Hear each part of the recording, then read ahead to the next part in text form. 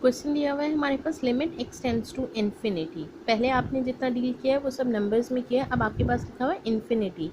Infinity आपको पता है क्या होता है? Infinity is a large number. Infinity कोई भी एक ऐसा नंबर है जो बहुत बड़ा है, ये एक छोटा नंबर नहीं है। Infinity is always an a very large number. अच्छा, अब हमारे पास यहाँ पर चूँकि दिया हुआ है इन्फिनिटी, और इन्फिनिटी अगर हम सब्स्टिट्यूट करते हैं तो इतना तो हमें खुद भी पता है कि एक large number, a very large number, और उसमें हमने यहाँ पर भी इन्फिनिटी सब्स्टिट्यूट करेंगे, यहाँ पर भी इन्फिनिटी का स्क्वायर लेंगे। एक लार्ज नंबर का स्क्वायर एक और बड़ी इन्फिनिटी की वैल्यू होगी, और यहाँ पर भी इन्फिनिटी को पहले स्क्वायर लेना है, उसको 3 से मल्टीप्लाई करना है, then you will subtract a very minor number only 1। इसका मतलब है हमारे पास जो आंसर आने वाला है वो इन्फिनिटी अपॉन इन्फिनिटी आने वाला है ना।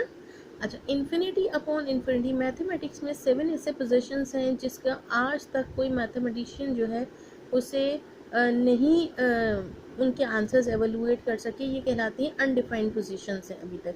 ठीक है, infinity upon infinity, 0 upon 0, 1 upon 0, इस तरह की हमारे पास 7 कंडीशंस हैं। अच्छा, अब ये देखिए, अब मैं आपको एक बात बताऊं, हमेशा याद रखिएगा 1 अपॉन इन्फिनिटी हमेशा 0 के इक्वल होता है। क्यों होता है मैं इसको अभी आपको प्रूफ करती हूँ। देखिए क्यों होता है, मैं आपको प्रूफ करती हूँ। 1 अपॉन 2 आप क्या कहोगे? 0.5 इसका आंसर है। ठीक है, मैंने कोई इतना ज़्यादा बड़ा नंबर नहीं दिया, हाफ नहीं दिया। नेक्स्ट, अब हम इस इधर कर देते हैं 1 upon 10, what will you gate? 0.1। सही है। अच्छा चलो, थोड़ा सा और आगे की तरफ जाते हैं। 1 upon 100, what will you write? 0.01। Okay, now move toward some other number. 1 upon 1000, what will you get in the answer? 1.001। ठीक है, ये थोड़ा इसमें मिक्स हो गया। 0.001। अच्छा, 1 अपॉन 10,000, पॉइंट क्या लिखेंगे भाई? 0001। इसका मतलब है डिनोमिनेटर में जितनी वैल्यू बढ़ती जा रही है, आंसर उतना 0 के करीब होता जा रहा है। नज़र आ रहा है?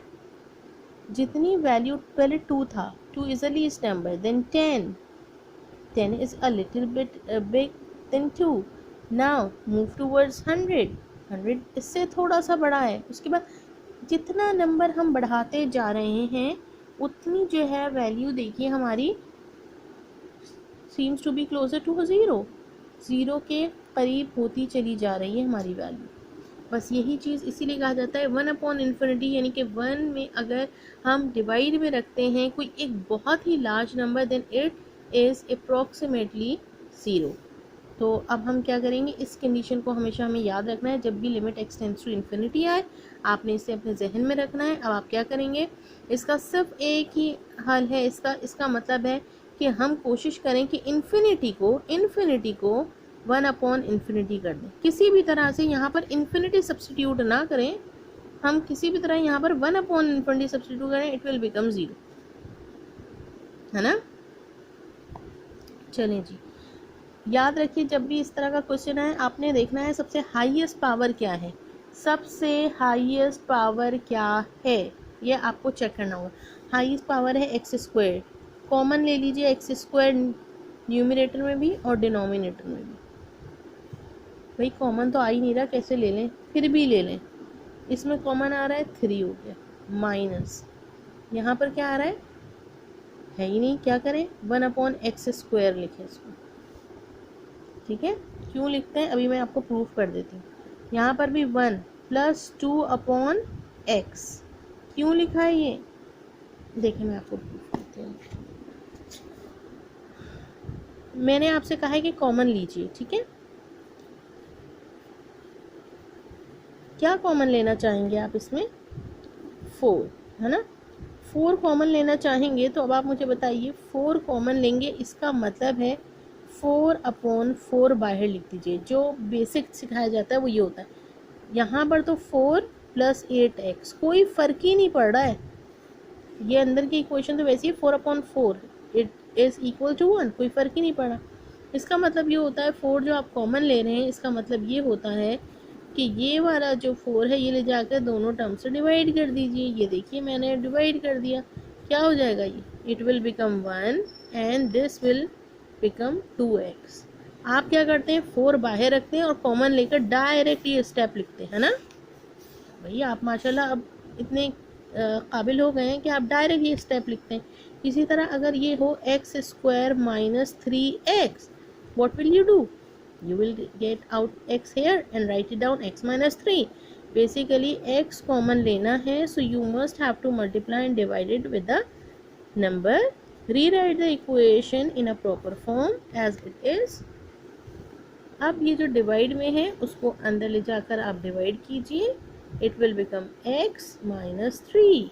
मगर आप क्या करते हैं, इससे डायरेक्ट माशाल्लाह काम कर लेते हैं। ये वाली जो एक लाइन होती है इसको मिस कर देते हैं।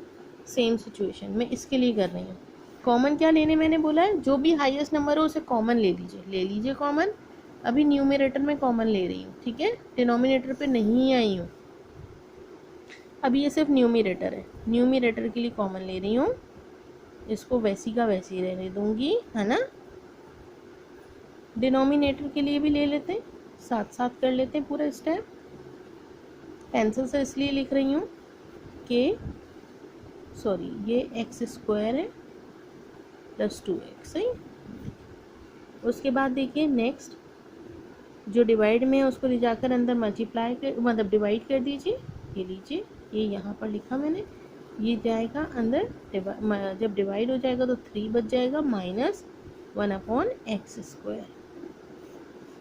अब डिनोमिनेटर की टर्म ये देखिए, x² ऐसे का ऐसे ही रख दिया मैंने बाहर, यहाँ पर 1 आएगा और यहाँ पर देखिए क्या हो जाएगा, ये जब डिवाइड में जाएगा तो एक x कैंसिल हो जाएगा, इट विल बिकम 2/x।